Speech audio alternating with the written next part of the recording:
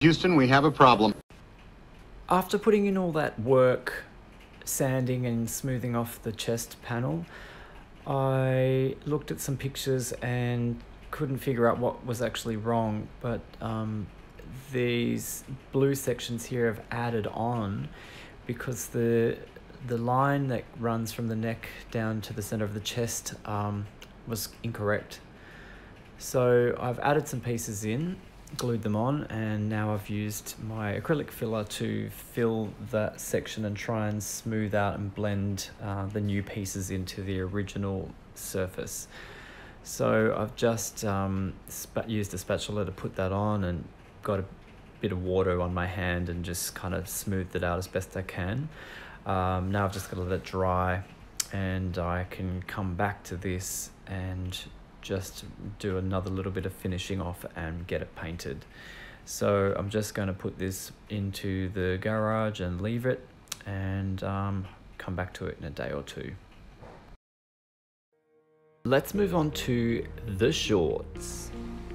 I'm just patterning a new piece for the front. The old piece that I removed was a couple of layers of foam, and it ended up becoming too thick and the shorts didn't fit me anymore, so I just decided to rip that out and just make a single piece of foam. And I'm just going to add the details on top of the foam and use the drum sander or some bits on the Dremel just to cut out those shapes.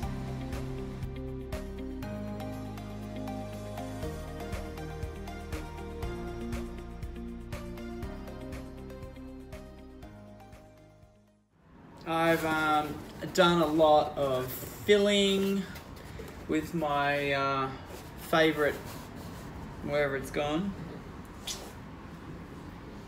I don't know, oh, this stuff. My Parfix gap filler, acrylic gap filler, very good stuff. It has a limited amount of sandability, but it's not it's not amazing stuff to try and sand. Because it is an acrylic, it does warm up and start to soften and peel off if you try and sand it.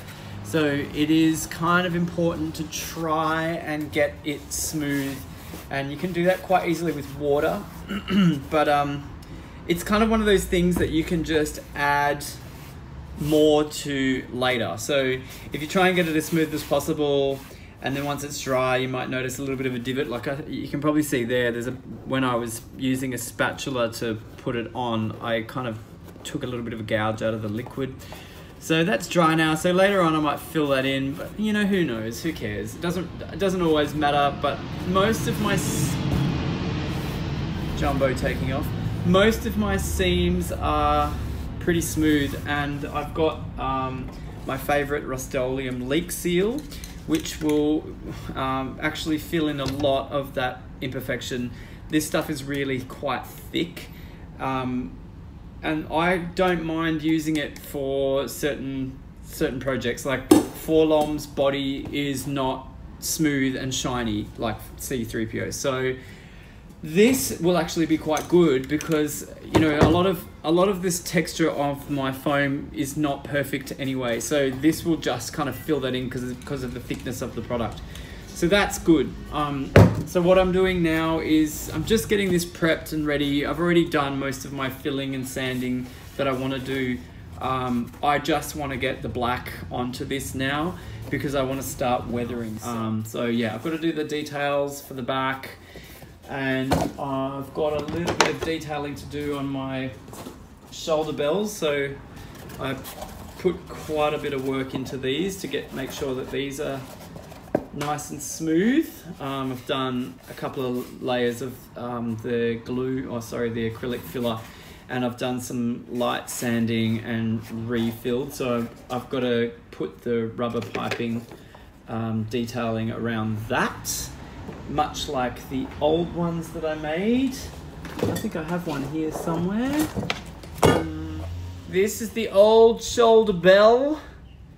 It's rather small. These are the new ones. Significantly larger, more conical, and more better.